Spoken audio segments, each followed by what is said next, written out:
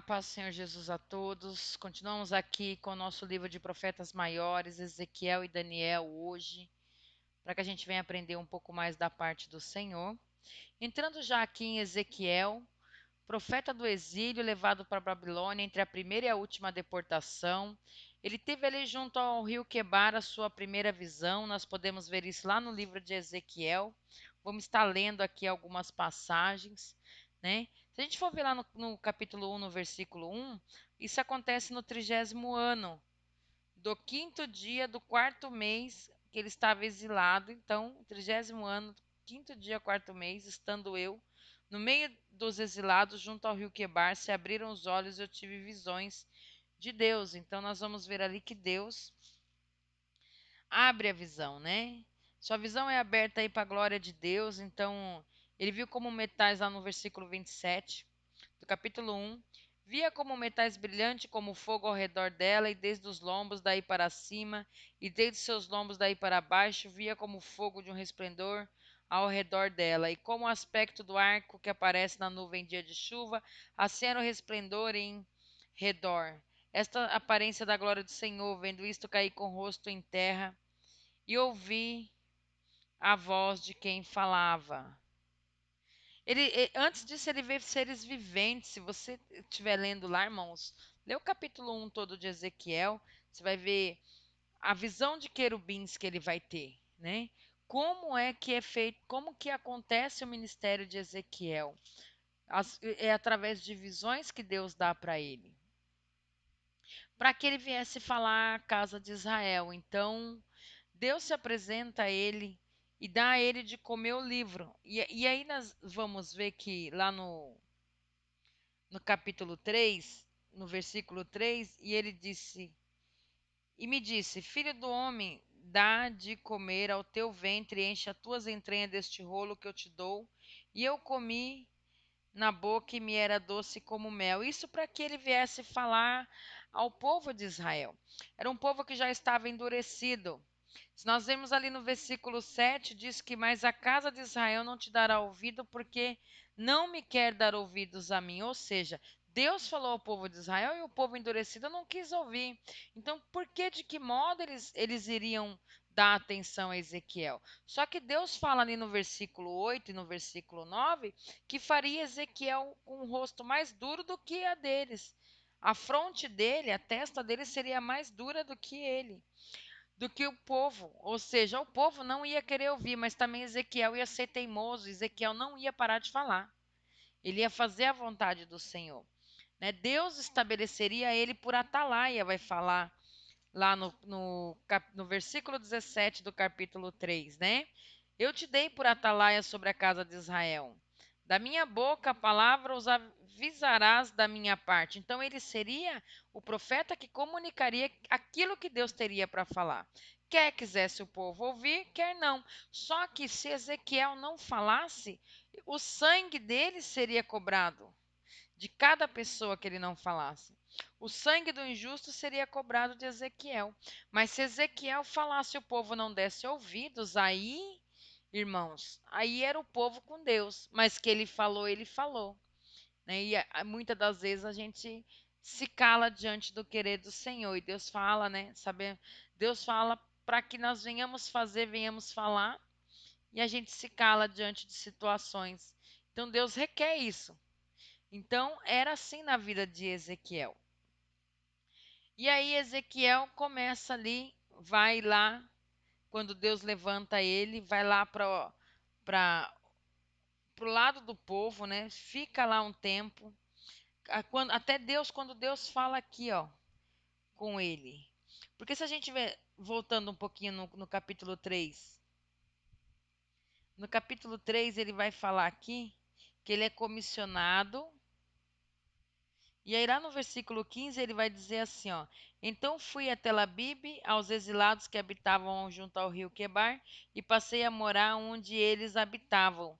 E por 7 dias assentei-me ali atônito no meio deles. Ele não estava nem entendendo o que estava acontecendo, né? Estava espantado com o que estava acontecendo. Mas ele ficou ali até Deus falar que o daria por atalaia e que ele teria que cumprir aquilo que era o querer do Senhor, fazer ali aquilo que Deus ordenara, né, para que aquele povo viesse aí se arrepender.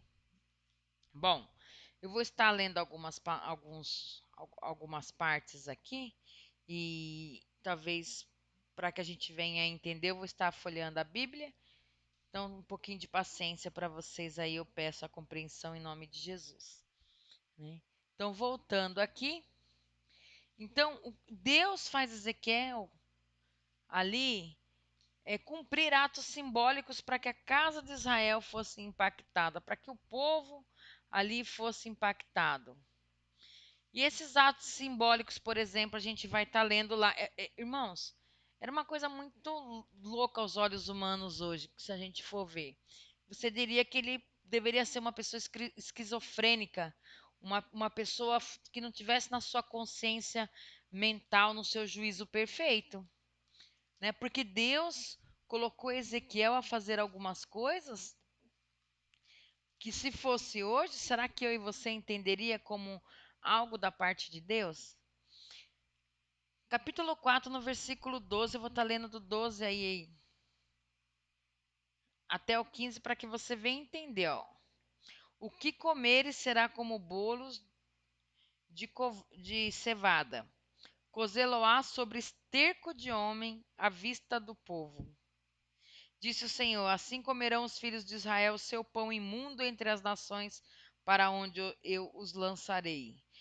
O estado de miséria que chegaria à nação de Israel, para onde quer que fossem espalhados da mão de Deus. Então Deus manda aqui o profeta fazer aquilo que ele comesse em cima de fezes humanas.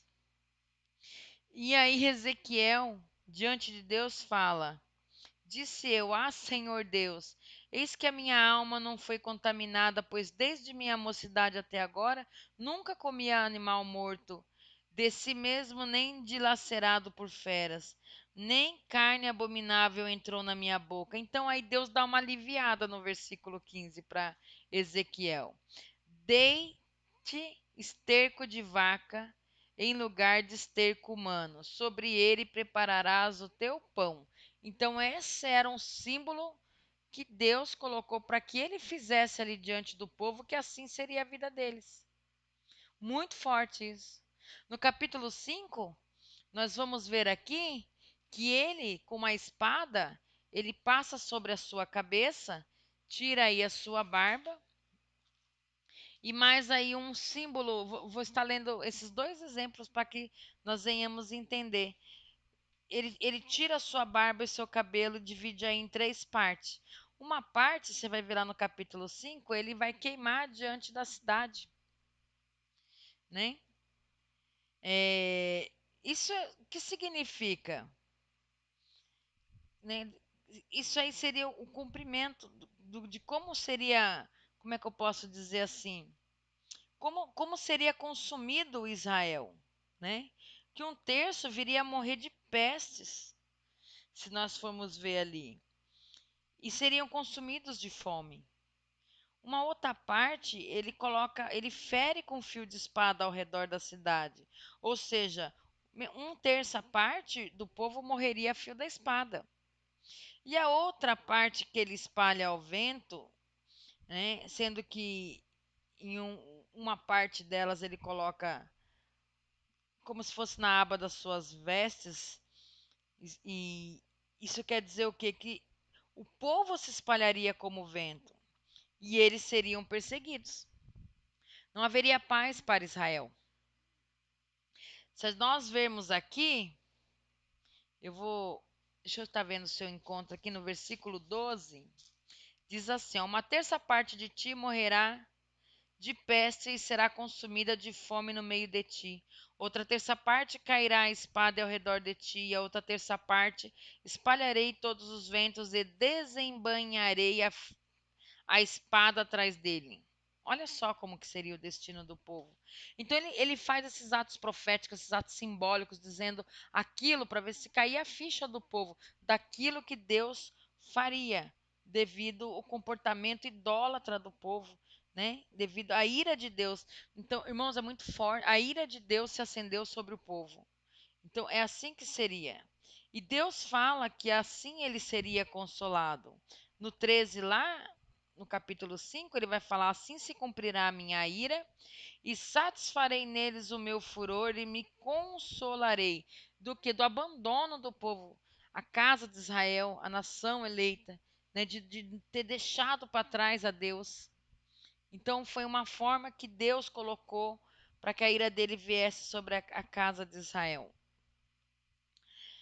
E se nós formos ver lá ainda lá no capítulo 7, 21, 22, Deus ainda vai falar a respeito, capítulo 7, versículo 21, vou estar lendo para a gente entender, diz assim, portanto, eu que isso lhe fosse, por, perdão, portanto, eu fiz que isso lhe fosse por sujeira, e o entregarei nas mãos dos estrangeiros por presa, e aos perversos da terra por despojo. Eles o profanarão. Desviarei dele o rosto e profanarão o meu recesso. Nele entrarão profanadores e o saquearão. Ou seja, aqui fala do templo. O povo não acreditava que o templo ali em Jerusalém fosse destruído, né? O povo acreditava que o exílio fosse durar, como diz aqueles falsos profetas, por um período e que eles voltariam, mas foi tudo destruído. Deus permitiu para que viesse se cumprir. Então, quando Deus fala o Santo dos Santos, seria o templo de Jerusalém, o recesso de Deus, ele se virou para que o povo viesse a entender, né? E colocaria aí entregue nas mãos dos estrangeiros. E esses estrangeiros possuiriam as suas casas, possuiriam aquilo que eles tivessem, né? Seria tudo entregue. Mas nós vamos vendo aí no decorrer dos livros as visões que Ezequiel vai tendo e passando por mensagem do povo, que lá no versículo 36, vamos estar colocando lá no versículo, perdão, no capítulo 36, só um instante. Capítulo 36, versículo 16, fala sobre a restauração de Israel, né? Que Deus restauraria Israel de toda a sua iniquidade. Mas ele vai falar a partir do versículo 16, lá no 21, em específico, ele fala: Mas tive compaixão do meu santo nome, que a casa de Israel profanou entre as nações para onde foi, né? Envergonhou o nome do Senhor, o comportamento de Israel, envergonha a Deus, porque era uma nação eleita, o jeito que Israel se comportava. Irmãos, trazendo para o mundo de hoje, nós cristãos, quando nós pecamos, somos pecadores, né? Temos a tendência pecaminosa. Todos os dias pedimos perdão ao Senhor para que nós venhamos nos arrepender daquilo que fazemos. Só que existem algumas situações, alguns comportamentos que são inadmissíveis para o cristão. Porque a pessoa que não é cristã, ela vai olhar para o cristão e falar o quê? Ah, mas você é crente fazendo isso? Mas você, né, não é assim o termo utilizado, mas você é crente se comportando desse jeito? Então, existem certas situações mundanas em que o cristão não pode se envolver, que ele não pode se misturar, né? Não pode se contaminar, como nós vamos ver em Daniel. E isso Israel profanou entre todas as nações para onde foi. Mas Deus teve compaixão do santo nome dele. E por isso aí, ele vem restaurar Israel, né? E ele diz ali no versículo 22 do capítulo 36 para Ezequiel: Dize, portanto, a casa de Israel: Assim diz o Senhor Deus: Não é por amor de vós que eu faço isto, ó casa de Israel, mas pelo meu santo nome que profanaste entre as nações, para onde foste. Então, pelo nome, pelo amor do seu santo nome, Deus restaurou Israel. Existe uma passagem muito importante acerca disso, que é um pouquinho mais à frente, que é quando ele tem a visão do vale de ossos secos, né? Lá no versículo 11 do capítulo 37, ele fala, então, me disse, filho do homem, estes ossos são toda a casa de Israel. Eis que dizem, os nossos ossos se secaram e pereceu a nossa esperança. Estamos de todo exterminados. Então, aí Deus dá essa visão e pede para que ele venha profetizar, porque a casa de Israel será restaurada, né? Faz a menção aqui à vinda de Jesus, né? A primeira e segunda vinda, inclusive sobre os que morreram e que saberão que Deus é Deus, né?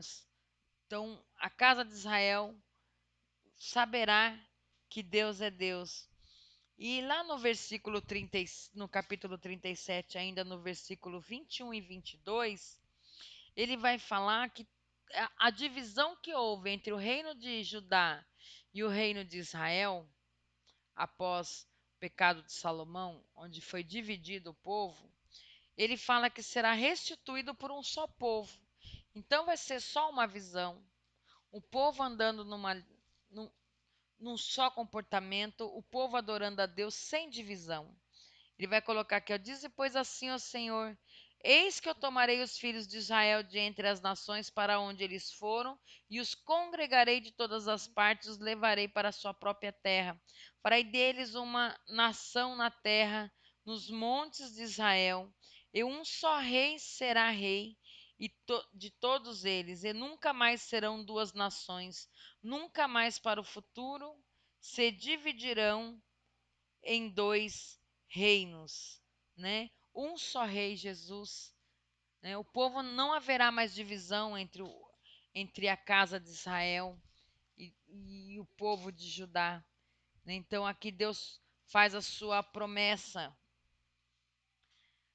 acerca de Ezequiel, né? Irmãos, Ezequiel é um livro que nós podemos dizer com visões, é um livro que vale a pena, um livro assim que nós temos que ler e buscar entendimento, 48 capítulos, onde Deus dá visões a Ezequiel, né? Um profeta com atos simbólicos dados da parte de Deus muito forte, porque o povo era muito endurecido, e ele aqui fala o quê? Fala à casa de Israel.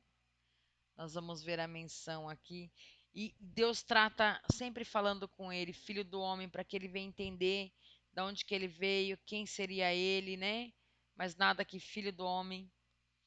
Em outras menções, em outros textos, nós vamos ver às vezes a citação de filho do homem como sendo Jesus, mas aqui ele se refere a Ezequiel, para que Ezequiel fosse temente e obediente a Deus, fazendo tudo aquilo que o Senhor viesse a falar, né, sobre o juízo de Deus a respeito de Israel. E nós vamos agora entrar aqui a mencionar agora o livro de Daniel, um livro pequeno também, né? A gente vê Ezequiel aí com 48 capítulos. Nós temos aqui o livro de Daniel com 12 capítulos. É um homem de extrema sabedoria. A literatura dele é uma literatura apocalíptica, considerado o Apocalipse do Antigo Testamento, o livro de Daniel. Ele foi levado cativo, irmãos, ali para o período para o reino babilônico, né? Nós vemos aí, só um instantinho que eu estou folhando algumas observações que eu coloquei aqui. Então, com o gênio literário apocalíptico, né? Então, considerado aí o livro do Apocalipse do Antigo Testamento, e ele é levado cativo ali ao Palácio Real, e ele vai se destacar ali pela sua imensa sabedoria. É uma sabedoria sobrenatural, porque era uma sabedoria dada por Deus. Nós vamos ver que ele não se mistura comendo as iguarias do rei, né?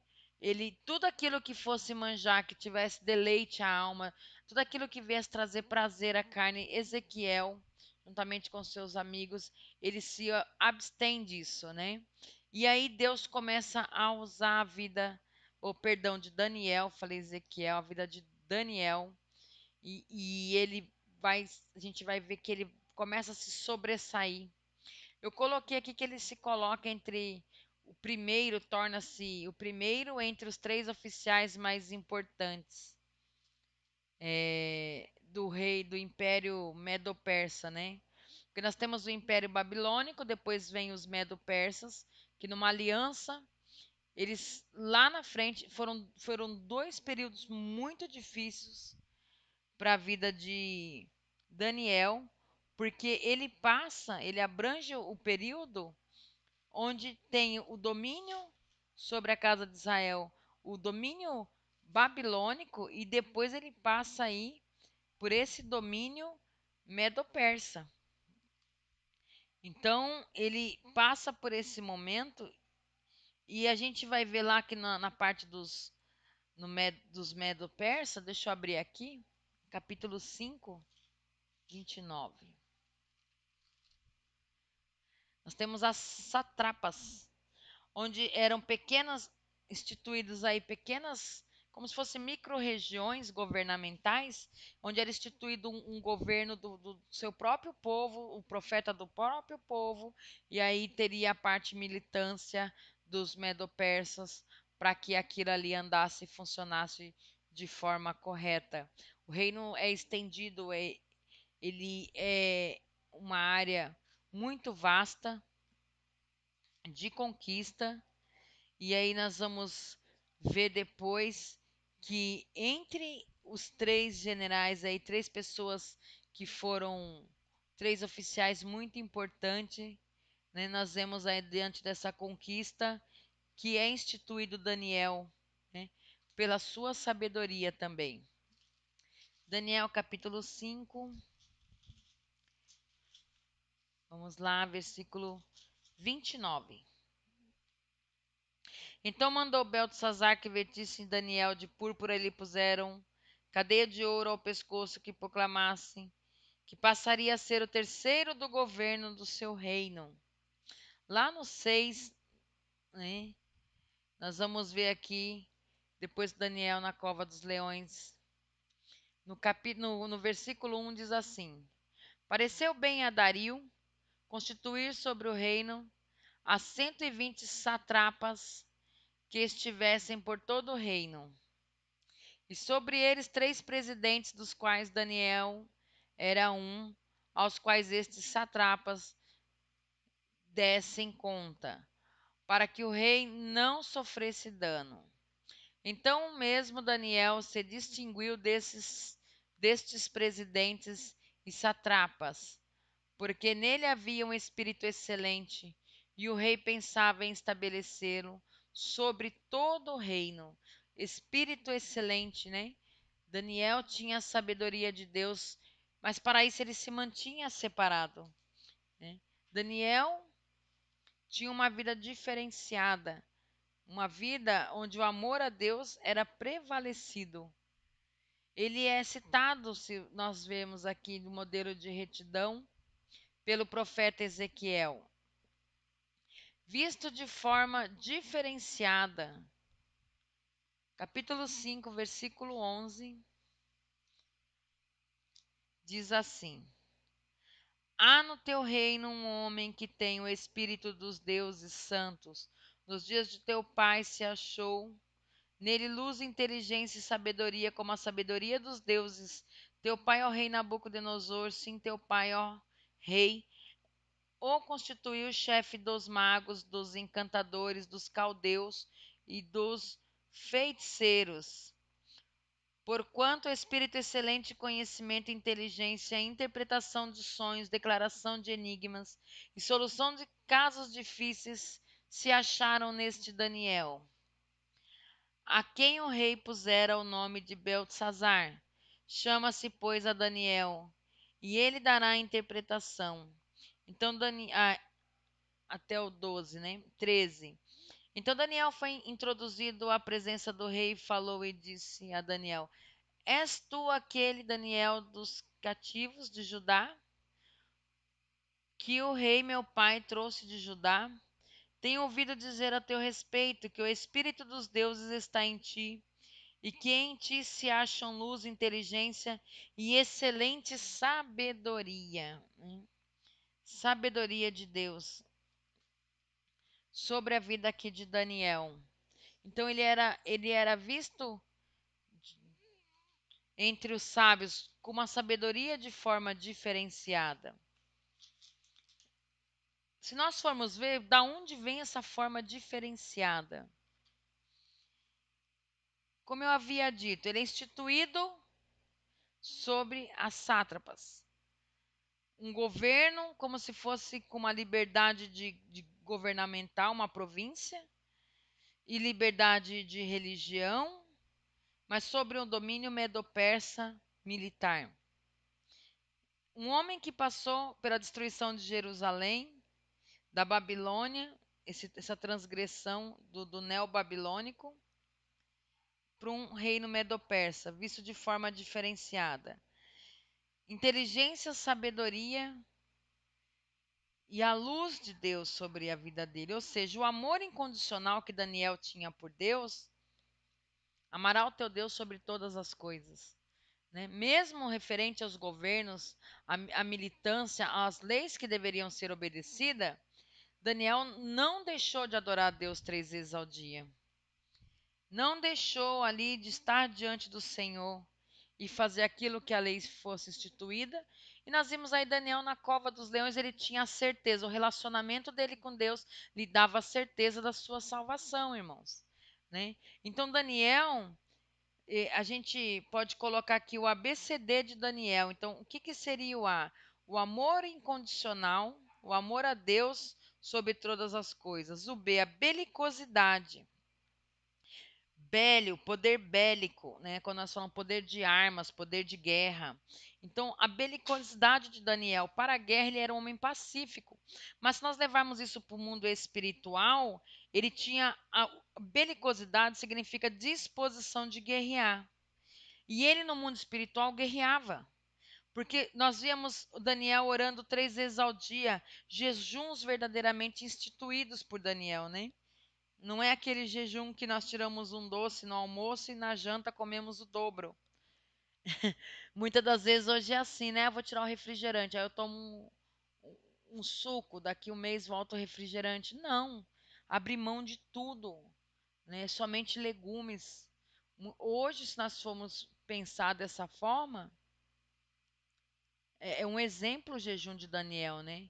Muitos falavam, vou fazer o jejum de Daniel, porque é como um sacrifício, mas isso era o que fortalecia Daniel diante daquilo que ele vivia. Daniel conheceu a Deus verdadeiramente. Ele não se vendeu a manjares, não se entregou.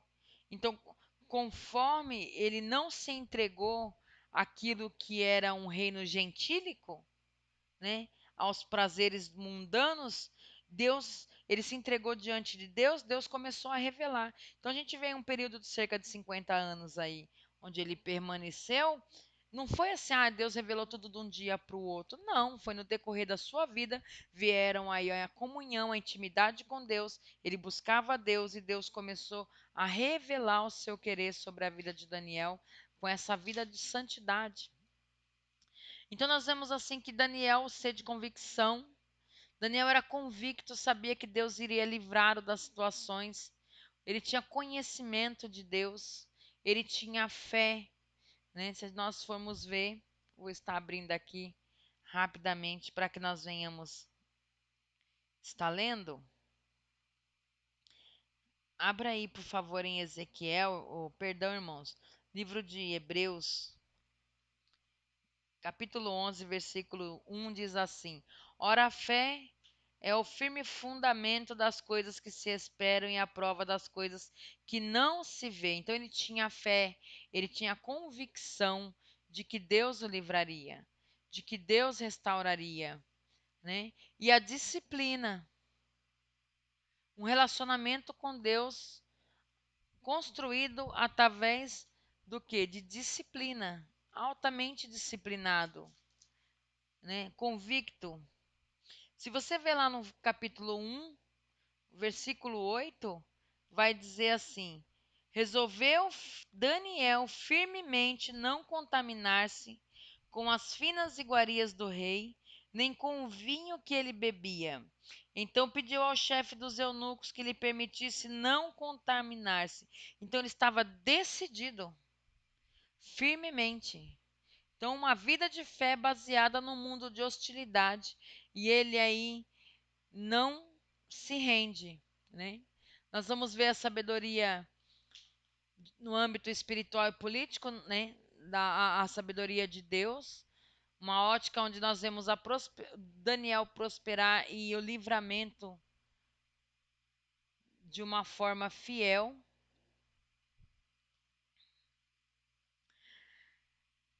Nós vamos ver apresentado dos capítulos 7, 2 ao 7 o tema principal desse livro, o domínio neobabilônico, medo-perso grego e a menção romana. Então, é essa menção, esse é o tema apresentado principal. O neobabilônico, né? Às vezes as pessoas têm um pouco de dúvida sobre o que seria esse governo neobabilônico. O governo da Babilônia já era um governo instituído de conquistas, mas é como se quando ele domina Israel, quando é como se tivesse os babilônicos se reinventado. Eles já eram fortes, já tinham conquistas, mas vieram com uma nova visão, reconquistando, né? E aí depois os medo-persa, os gregos e os romanos. Tem alguns temas que são abrangentes do livro. Quando fala em período de angústia, eu vou estar abrindo aqui só um instante para que eu venha ao mesmo tempo deixar aberto duas referências. Vamos lá. Tempos de angústia, capítulo 12, versículo 1 diz assim: Nesse tempo se levantará Miguel, o grande príncipe, o defensor dos filhos do teu povo, e haverá tempo de angústia, qual nunca houve desde que houve nação até aquele tempo. Mas naquele tempo será salvo teu povo, todo aquele que for achado inscrito no livro. Estamos falando aí de situações apocalípticas.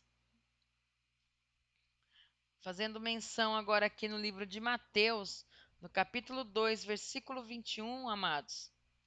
Vamos lá. Então ele se levantou, tomou o menino sua mão, foi para a terra de Israel. Lucas 21, 23.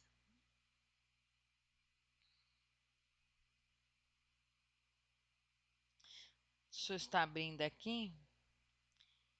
Ai, da, ai das que estiverem grávidas e das que amamentarem naqueles dias, porque haverá grande angústia sobre a terra e a ira contra este povo. Então, Apocalipse 2, 22.